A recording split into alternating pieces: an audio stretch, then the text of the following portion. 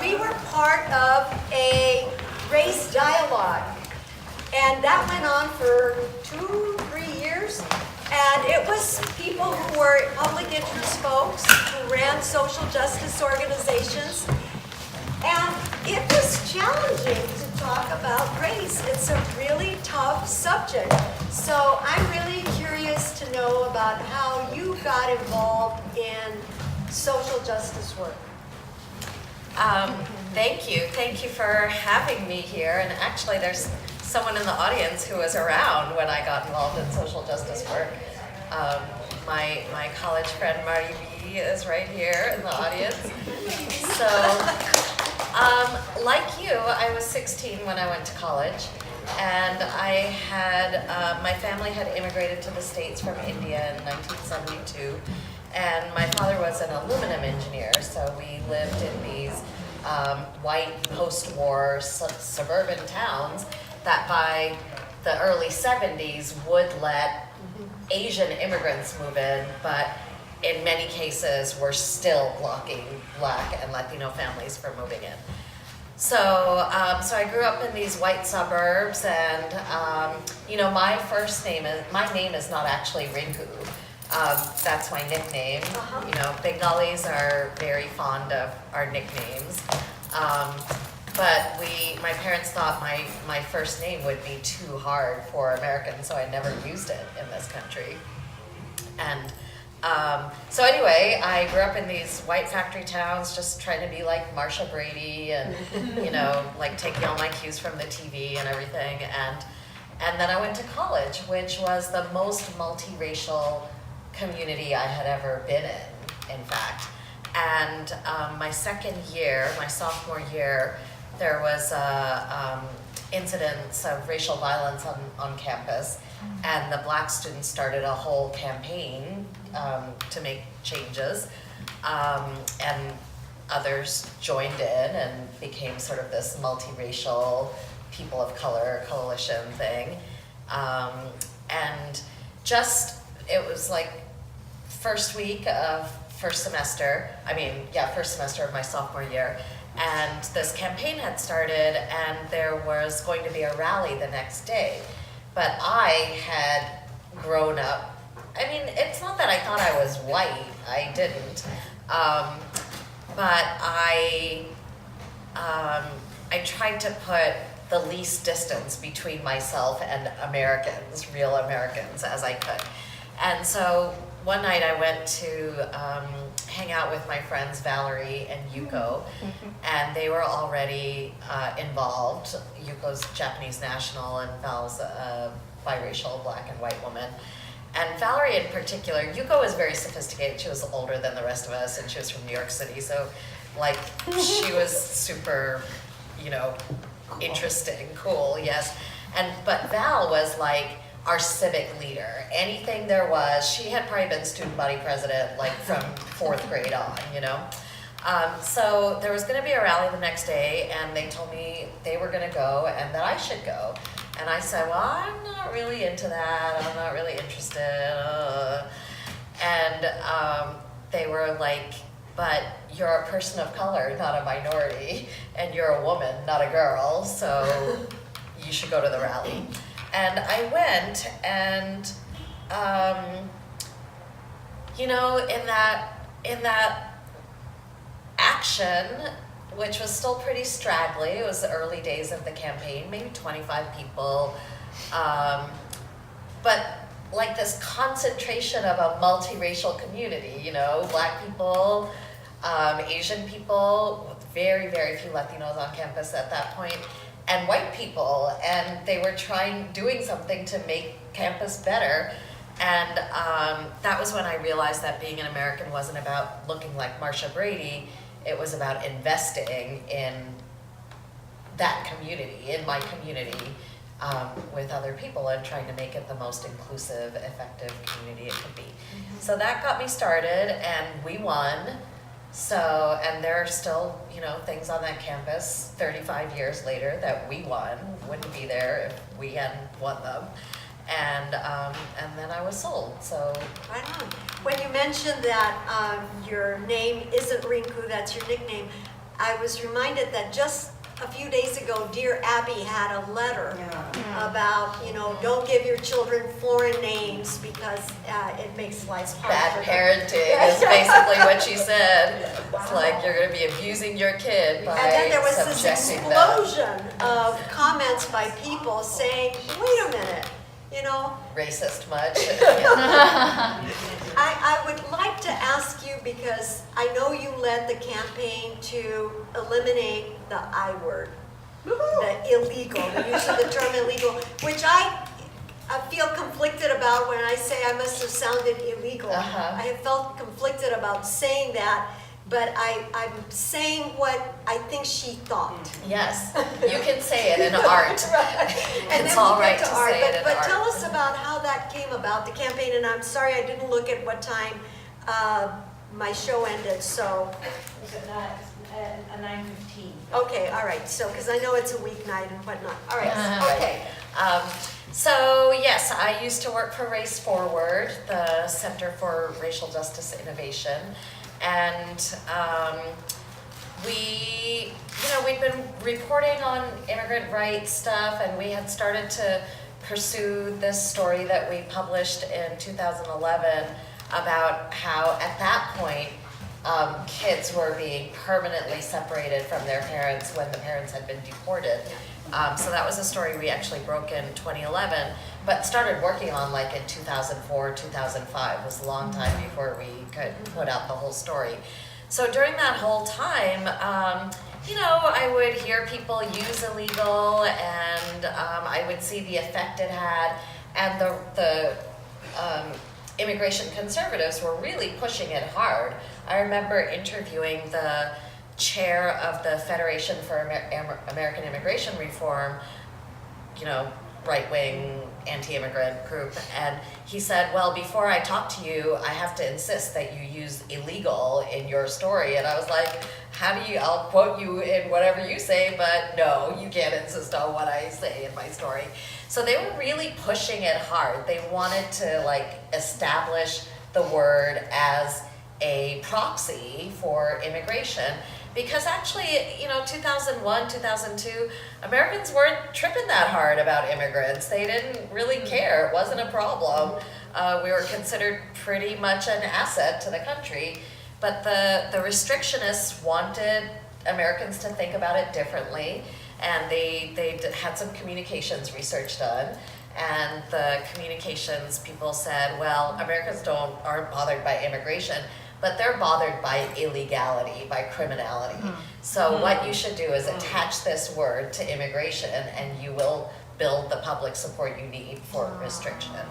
And that's what they did. So by 2010, when we started our campaign, it was everywhere, that word, and it replaced all those other words that you mentioned in your show. Those words had become clearly racial slurs. You could not use them anymore, but you could still say the word illegal and illegal alien, and you could be confident that it would conjure up in people's minds the picture of a brown-skinned Latino man is what I really think. And so we started the campaign because it was not a race-neutral word. It was only applied to people of color and mostly applied to Latinos. And it took us 2.5 years, but with some other folks, weighing in, like Jose Antonio Vargas, the Associated Press took it out of their style guide in 2013. And that was what we wanted. We knew we couldn't go paper by paper and get everybody to remove it, but the style guide is what journalists around the world use. And when the AP made that decision, they said, we're going to use the word in other ways. We might say, people crossed illegally, or use it that way, but we won't use it to describe a human being, because people are bigger than one thing about them. So, and then, over the years, so many people have walked up to me and whispered, hey, I'm illegal, what should I do? What should I do? And the shame, the shame and the hiding and the violence and the fear, we thought maybe this is a time that we could really attack the word. And we turned out to be right. And even though it's come so much back into the common usage because of Donald Trump, I'm still grateful that we ran that campaign, because it would be a million times worse if the AP repeated it, daily in their news coverage. And it is now. jarring to, sometimes people are having a conversation that sounds neutral and then you hear the word. I have a picture in my desk. Some years ago, I was in Cincinnati, many years ago, and on a wall was an advertisement that said, "Prestamos dinero ilegales invitados." And it gave a phone number, and I'm just like, wow. You think this attracts business for your loan company?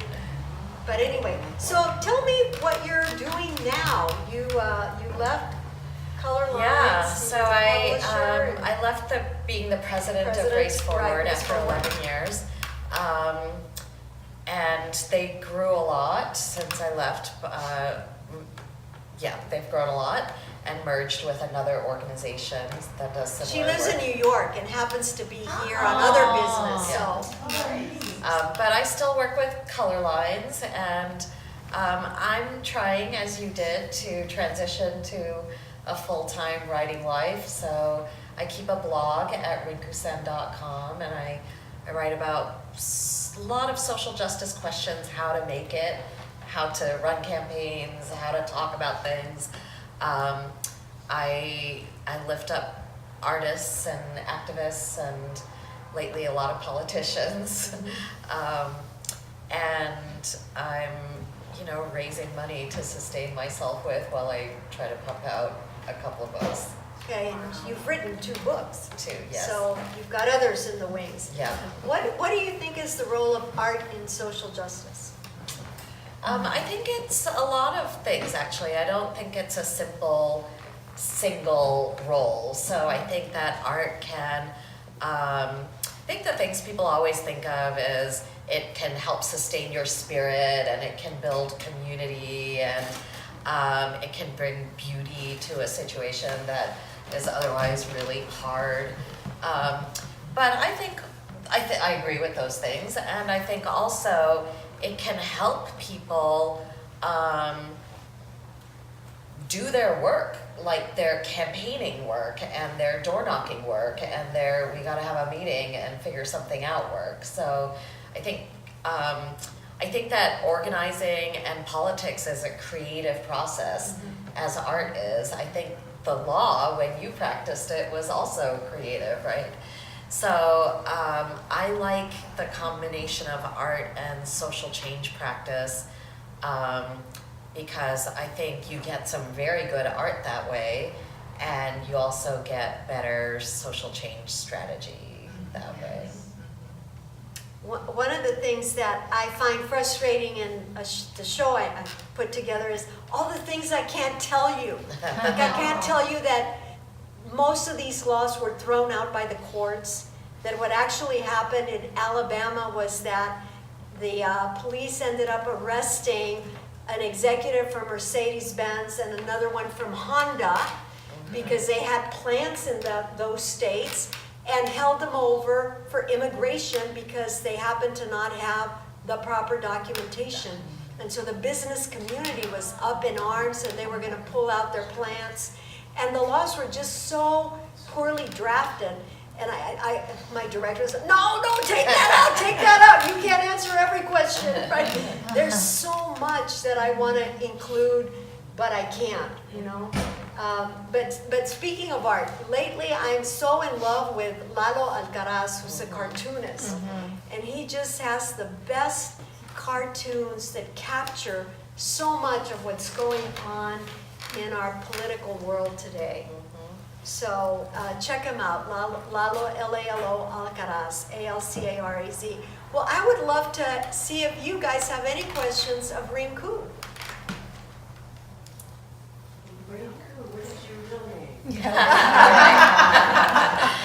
My first name is Boishali. Boishali. Yes. Boishali. What does it say on your driver's license? Boishali. Okay. Yeah. So you've never legally changed your name? No. my passport, Yeah. my naturalization certificate, they all say Your Shelley. voter registration, okay. Yeah. So we have elections coming up in a short period of time. And I know that when I talk to people, folks are always asking, what can I as an individual do to address some of what we see going on around us? What are your thoughts about that? Well, honestly, I have never felt like we were in a more dire situation. I think it can get worse from here. It can. One thing I've learned in the last couple of years is things can always get worse. So I think, if you have any urge to get active, to leave your garden or, in my case, your television, like whatever your, social time addiction is, this is the time. And, definitely being part of social movement organizations, I think protest is still very important. I think electoral work is even more important than I've ever thought it was before. There's nothing like, the 2016 election to make you think that elections matter, at least in my case. And so I think the thing though is there's never gonna be like one thing that everybody can and should do. I mean, everybody should vote if you can, for sure. And this year, volunteer if you can. But most social change is like a multi-year slog, and that's gonna be true for this period as well. So I think the stance to get into is that you are going to help shift systems. So sometimes you'll do that by voting, sometimes you'll do that by speaking to your friends about a public policy issue that they're confused about. When you and I were in those dialogues, it was just after Prop 209. I mean, not 209, 187. Yeah, and I remember being in one of those dialogues and this white person in the room asking, well, is it racist to vote yes on 187? And I was like, yeah, because it's going to have a terrible racist impact. That doesn't mean that you are racist, knowingly racist, but yes, if you vote for that, then you will have aided racism and discrimination. And I think, so separating intent from impact is an important idea in fighting racism. Oh we my can all God. get good at that. Because that brings me to separating intent from this business with Megyn Kelly Yeah. about, Halloween. Well, I don't intend for Yes. it to be offensive. So there's this issue of if you don't intend it, but it lands Yeah. in a way that's offensive. Yeah. Well, when I hear that, what I like to say to people is, I appreciate that you didn't intend it, because if you did intend it, that would be really terrible. So I appreciate the lack of malintent here, and that's good. So I try to validate that part, actually, and then say, and yet it had an impact that you might not want to have anymore. Right. And so if you don't want to have it anymore, then you can, change this behavior. Yeah. And live your intent. I had a conversation with a friend about using the word articulate with people of color, right? Like, Yeah. you are so articulate.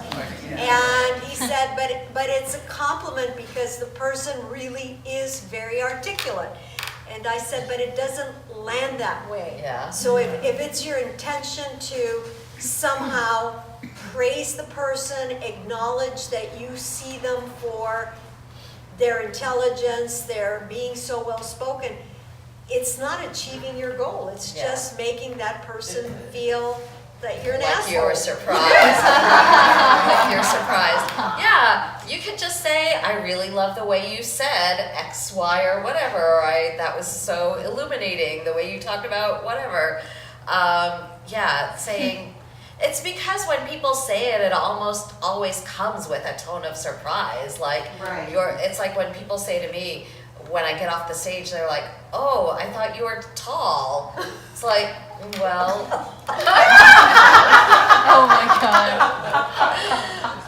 So it's all often the tone and like, oh, you're so exceptional, you know. When I was in 7th grade, I took an IQ test. I had just switched schools, and we had just moved. I took an IQ test, and I scored high.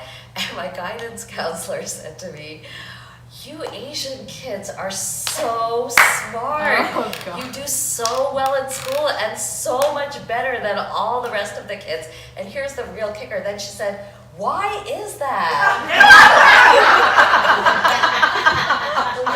Because all you white people are like, duh. Should study harder. Yeah, and it brings me to the point of minority exceptionalism, that oftentimes a person of color, if you are successful, you're always asked, well, how come you're successful but others aren't? You must be smarter, you must work harder, you must, and there are a lot of people who then take it as like, yeah, I guess I am smarter, better, harder working, without exploring that a lot of, I grew up with so many smart kids who didn't have opportunities, who for whatever reason weren't able, but they're super smart. And what I saw in law school was, if you come from a family where your parents are well educated and you've had a fine education, the path is greased for you to succeed. Yeah. And you know, you're born at third base, right? Yeah. I think that's some of the, those are the systems. And I think if you're a person who has some of that privilege, I have some, I come from a middle class family because that's the way we were picked. When the laws changed in 1965 and people from Asia were allowed to immigrate again after 85 years of an effective ban, then it was professional Asians, not all Asians. And so I had a lot of privileges arriving here and a lot of legs up, before we ever got here and then even after we settled here. I think if you're situated with privilege in some way, it's really helpful to talk about that and to reveal it and to say, well, I own this house because my mother left it to me, or my people came on the Mayflower and became settlers on Indian land where the Indians had been removed, quote unquote removed. So I think those of us with privilege don't talk about it much. So all the race discourse is from the oppression end, and it's always a double-sided coin. So if we have some privilege, I think pointing it out for ourselves and pointing it out to our peers is good. There's a woman, I can't remember her, is it Amy Vanderpool? So every time a white politician says they should get in line and do it legally, like my forefathers did, she looks up their family history and she finds all the lies that their people had told in order to get in at Ellis Island. Oh, I'm going to live with my cousin on so-and-so street, and it turns out no such street existed in New York City in 1890 or whatever. So I think we can all do a little mini project like that about ourselves and our own histories in relation to whatever issue we have privilege in, whether it's ability or class or race or gender. Well, and citizenship, being born here, being a U.S. citizen is a tremendous privilege.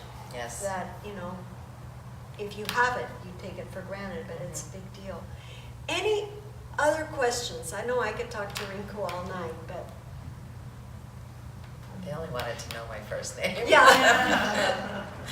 Well, thank you guys so much for coming. I'm really glad that you were here, and tell your friends about my show. I did forget a few lines. It's the first night I do it, which is why you were...